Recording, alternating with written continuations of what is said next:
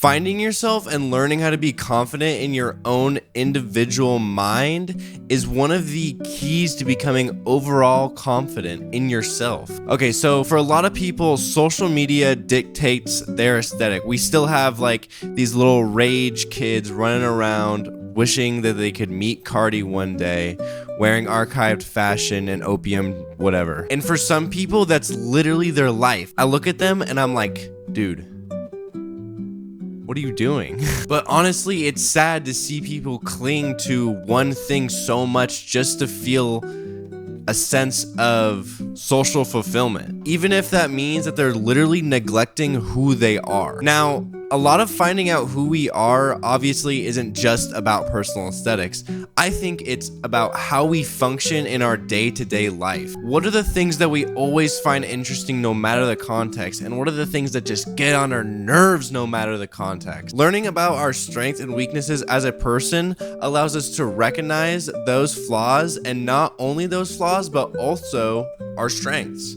When we learn about them, we can actually reflect on, what those are. Me, for example, one of my flaws is post-production. I hate editing. I hate having to do any of that stuff. And it's not that I don't have technical skill. I have plenty of technical skill. I just hate the process. And I always looked at people and admired them for their natural talent of editing. But I literally have tried this stuff for years, and it just never clicked with me. I was honest with myself, and I told myself I cannot create consistent content if I don't find a way to edit my videos. So I just kept my edits simple. I try to keep them as fast-paced as I can. I try and add subtitles, but I keep my edits simple because it's so annoying and grueling for me. Even though I wanted that natural talent of editing, I just couldn't find myself enjoying the process of editing at all. Maybe you look up to a streamer or an athlete and that's what you want to do for a career. You have to not only love what you see them doing, but you have to love what it took them to get where they are. You have to love the process. And if you don't feel like it's in you to be in that process and work your way up to the result, that doesn't mean you need to give up.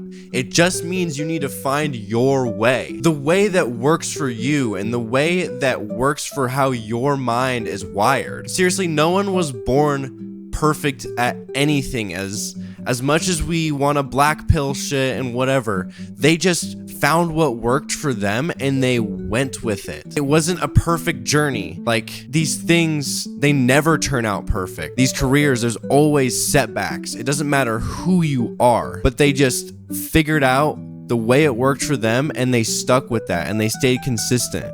They understood that consistency, no matter what you do, is going to get you somewhere. Learning about what is practical and optimal for you is learning who you are. These days, we're so caught up in life, work, and social media, we barely have time, let alone the skill or energy to find out who we are. And we never really have the time to optimize our goals and environment for productivity and relaxation. We think that relaxation is scrolling on your phone and doing all these things that really just make your brain more stimulated, when actually what you need to do is reset your nervous system. Go outside, get some sun, enjoy some fresh meals that are nutritious, decompress, get a massage. These are all things that reset your nervous system rather than just stimulate it more and numb it. A huge part of who we are is the people that we surround ourselves with and the environment that we surround ourselves in. Intentionally surrounding yourself around people and environments that bring you away from your goals is way more damaging than you understand. And it's truly destructive when you think you're doing it all for yourself. A lot of people hold themselves back because they want to fit in or feel validated. Some people will even gaslight themselves into identifying with certain lifestyles,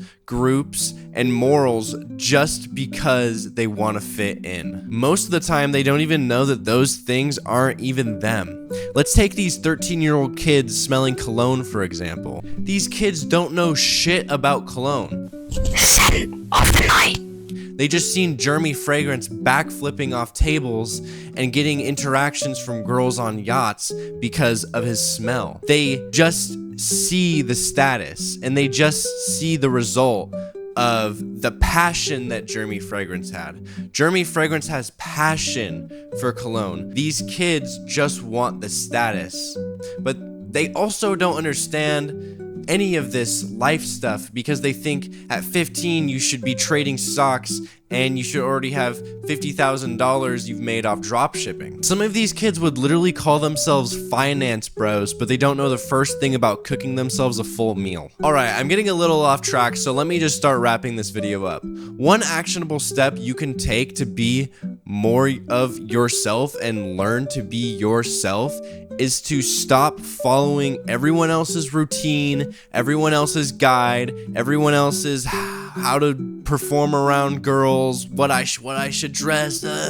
all this shit. How should I dress to get girls? Like, come on, bro. When people sense a energy that is authentic, it's magnetic. Authentic energy is magnetic. Authentic, consistent energy. It is so magnetic and it is so grounding for other people. They just want to be around you because when they're around you, they can identify themselves with you, and that is a great feeling. Anyways, yep, that was the video today, guys. I hope you like this. I don't know, it's a little bit of a change, but maybe I'll start doing it more. I hope you guys like the video. You know, hit that like button, hit that subscribe button, hit that bell for those notifications, and I'll see you guys in the next one.